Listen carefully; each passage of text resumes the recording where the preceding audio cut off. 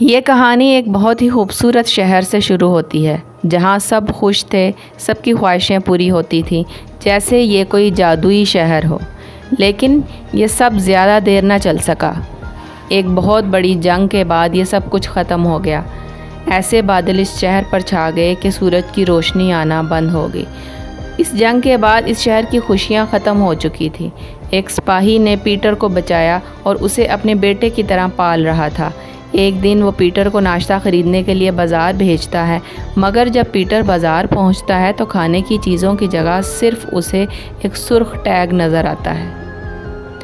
Peter خود کو ایک جگہ داخل ہونے سے روک نہیں پاتا اور اپنے پیسوں کے عوض کھانے کی بجائے ایک عورت سے سوال کرنے لگتا ہے۔ وہ عورت پہلے سے ہی پیٹر کے بارے میں بہت کچھ جانتی تھی، جسے دیکھ کر پیٹر حیران رہ جاتا ہے۔ لڑکی پیٹر سے کہتی ہے، تمہاری بہن ابھی زندہ ہے۔ یہ سن کر پیٹر کو بڑا جھٹکا لگتا ہے، کیونکہ سپاہی کے مطابق تو اس کے سارے خاندان والے جنگ میں مارے جا چکے تھے۔ لڑکی پیٹر سے کہتی ہے کہ تم نے صرف ایک سکہ دیا ہے، اس لیے تم صرف ایک سوال پوچھ سکتے ہو۔ پیٹر کافی سوچنے کے بعد پوچھتا ہے، میں اپنی بہن سے کیسے مل سکتا ہوں؟ لڑکی جواب دیتی ہے، ایک ہاتھی تمہیں تمہاری بہن سے ملا سکتا ہے۔ ایسی عجیب بات سن کر پیٹر کا موڈ خراب ہو جاتا ہے۔ وہ واپس گھر آ جاتا ہے، مگر چونکہ وہ کھانا نہیں لایا تھا، اس لیے اسے سزا کے طور پر مارچ کرنا پڑتا ہے۔ پیٹر سپاہی کو ساری بات بتاتا ہے کہ کیسے ایک عورت نے کہا کہ اس کی بہن زندہ ہے اور ایک ہاتھی کے ذریعے وہ اس سے مل سکتا ہے، مگر سپاہی اسے جھوٹ قرار دیتا ہے۔ سپاہی اسے ایک کہانی سناتا ہے، ایک اور سپاہی کی، جو ہر روز ایک کتاب پڑھا کرتا اور روتا رہتا تھا۔ سپاہی کہتا ہے کہ ایک دن میں نے اس کی کتاب چرا لی، تب جا کے وہ مضبوط سپاہی بنا۔ سپاہی کا مقصد یہ بتانا تھا کہ اگر پیٹر کو اچھا سپاہی بننا ہے تو اسے اپنی کمزوریوں کو چھوڑنا ہوگا۔ سپاہی یہ بھی کہتا ہے کہ تمہاری ماں اور بہن میرے سامنے مر گئیں، اب ان کی تلاش کا کوئی فائدہ نہیں۔ رات کو جب پیٹر سزا کے طور پر مارچ کر رہا ہوتا ہے تو نیچے والے لوگ شور سے تنگ آ جاتے ہیں اور اسے روکنے کے لیے بلاتے ہیں۔ پیٹر اپنے ہمسایوں کو بہت پسند کرتا تھا، اس لیے وہ انہیں پوری بات بتا دیتا ہے۔ پڑوسی غور سے سنتا ہے اور کہتا ہے کہ ہو سکتا ہے وہ عورت سچ بول رہی ہو اور تم واقعی اپنی بہن سے مل جاؤ۔ پھر ایک جادوگر کو دکھایا جاتا ہے جس کا جادو سب کو فضول لگتا تھا۔ وہ خود بھی بہت پریشان ہوتا ہے اور ایک عورت کو بلا کر اپنا آخری جادو دکھانے لگتا ہے۔ اس بار وہ ایک بہت طاقتور منتر پڑھتا ہے جس سے شہر پہلے کی طرح خوبصورت لگنے لگتا ہے، لیکن اس کا جادو الٹا اثر دکھانے لگتا ہے۔ ایک بہت بڑا ہاتھی آسمان سے آ گرتا ہے اور اس عورت پر گر جاتا ہے۔ لوگ ہاتھی کو دیکھ کر ڈر جاتے ہیں اور بھاگنے لگتے ہیں۔ اسی رات پیٹر کو خواب آتا ہے کہ وہ اپنی بہن کے ساتھ کھیل رہا ہے۔ یہ خواب اسے بے چین کر دیتا ہے اور وہ پھر سے اسی عورت سے ملنے کا فیصلہ کرتا ہے، مگر جب وہ پہنچتا ہے تو نہ عورت ہوتی ہے نہ اس کا خیمہ۔ وہ لوگوں سے پوچھتا ہے کہ وہ لڑکی کہاں گئی، مگر کسی کو کچھ معلوم نہیں۔ اسی دوران اسے پتہ چلتا ہے کہ یہاں جادو کے شو میں ایک ہاتھی آیا ہے۔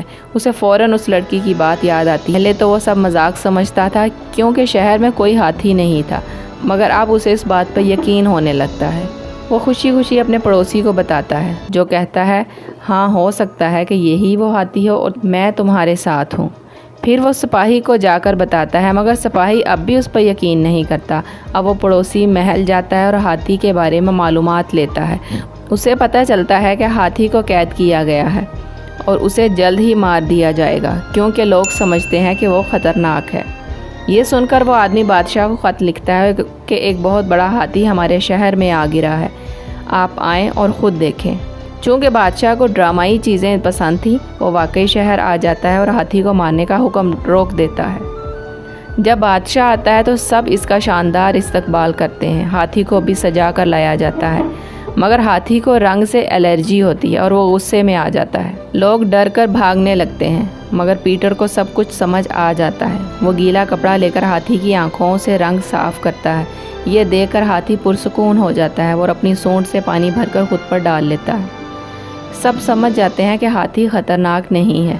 اس جگہ کا چیف پیٹر سے بہت متاثر ہوتا ہے اور اسے کام کی پیشکش کرتا ہے کہ وہ ہاتھی کا خیال رکھے، مگر پیٹر کہتا ہے، نہیں، مجھے یہ ہاتھی اپنے ساتھ چاہیے۔ یہ مجھے میری بہن سے ملا سکتا ہے۔ بادشاہ بیچ میں آ کر کہتا ہے اگر تم 3 ناممکن کام پورے کر لو تو ہاتھی تمہارا ہو جائے گا۔ پہلا کام تھا ایک خطرناک سپاہی سے لڑنا۔ بادشاہ اپنی تلوار دیتا ہے مگر پیٹر اسے اٹھا بھی نہیں پاتا۔ اس کا پڑوسی اسے تھوڑی سی تربیت دیتا ہے۔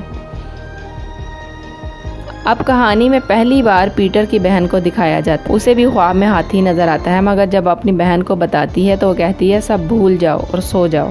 دوسری طرف ہاتھی کو خواب میں اپنا خاندان یاد آتا ہے۔ جب پیٹر صبح لڑنے جا رہا ہوتا ہے تو اس کے سامنے وہی سپاہی آتا ہے جس کی کمزوری ایک کتاب تھی۔ پیٹر کو خیال آتا ہے کہ اس سے لڑنے کی بجائے اس کی کمزوری اس کے سامنے لانی چاہیے، وہی کتاب۔ پیٹر بھاگ جاتا ہے۔ سپاہی اس کے پیچھے بڑی مشکل سے پیٹر گھر پہنچتا ہے، کتاب لا کر اس کے سامنے رکھ دیتا ہے۔ سپاہی کتاب دے کر جذباتی ہو جاتا ہے اور پیٹر پہلا ٹاسک جیت جاتا ہے۔ بادشاہ حیران ہوتا ہے اور دوسرا کام دیتا ہے، اور دوسرا کام یہ ہے کہ اسے اڑ کر دکھانا ہے۔ پیٹر کو خود بھی یقین نہیں ہوتا کہ وہ کیسے کر پائے گا۔ وہ ہاتھی کو پانی پلاتا ہے اور کہتا ہے پتہ نہیں کل اڑ پاؤں گا یا نہیں، مگر میں تمہیں تمہارے گھر ضرور پہنچاؤں گا۔ ہاتھی اس کی اس بات سے امید پاتا ہے۔ پیٹر کی بہن کو پتہ چلتا ہے کہ شہر میں ایک ہاتھی آیا ہے۔ وہ اپنی بہن کو کہتی ہے مجھے شہر لے چلو، وہی ہاتھی ہے جو میرے خواب میں آتا ہے۔ بہن مان جاتی ہے۔ پیٹر چھت سے چھلانگ لگاتا ہے اور اس کے بیگ سے خود بنایا ہوا پیراشوٹ نکلتا ہے۔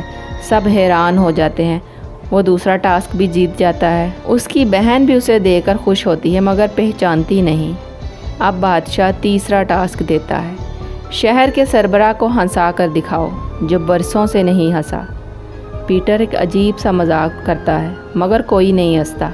سب جانے لگتے ہیں کہ اچانک سے ہاتھی غصے میں پانی اگل دیتا ہے جو بادشاہ پر گرتا ہے۔ یہ دیکھ کر سربراہ ہنس پڑتا ہے۔